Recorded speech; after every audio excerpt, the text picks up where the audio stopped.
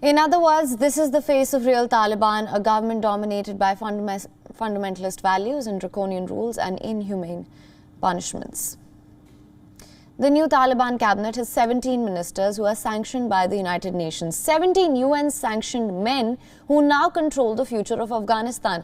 Out of them, the most consequential are the Haqqanis. And now the Taliban want them to be removed from the UN blacklist. The Taliban claim that the blacklisting of a violation of the Doha will be a violation of the Doha Agreement, making it clear that the Pentagon's position is not acceptable.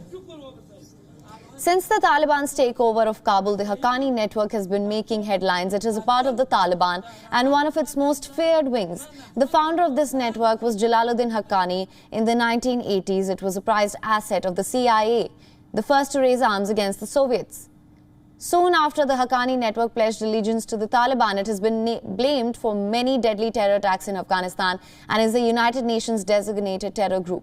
The current leader is Sirajuddin Haqqani, the son of Jalaluddin, and the new interior minister of the country. We have new pictures of the Taliban leader. This man on your screens right now is Sirajuddin Haqqani. Until now, we only had a criminal sketch, a few of them, of him. This comes as he assumes office in Kabul. But even as the new cabinet assumes its duties, Taliban says the blacklist is a violation of the Doha Agreement. But what does the agreement actually say? Here is a quote from it.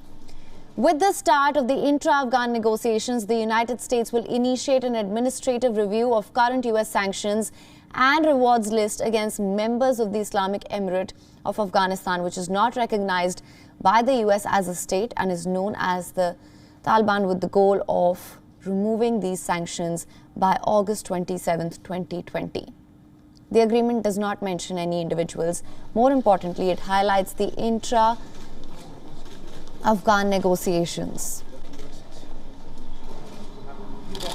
For more than a year, the Taliban and the Afghan government have been forced to sit in the same room, but the efforts were all in vain. Months later, the government fell and the Taliban took over the country. For the Taliban, the sanctions pose an international dilemma. It raises issues that haven't been addressed by global regimes before. So how will the world work with ministers who are sanctioned? Our correspondent, Susan Tehrani, opened this question to a UN spokesperson. This is what they had to say. Susan from WION News India. Just to follow up on this new government that was formed, some of these members are on the UN sanctions list. So I was wondering, will the UN ultimately recognize this Taliban government, and how will that work when some of them are on the UN list and then some of them aren't? Well, again, as I explained to your colleague, the UN doesn't engage in recognition of governments. That's an issue for member governments to do.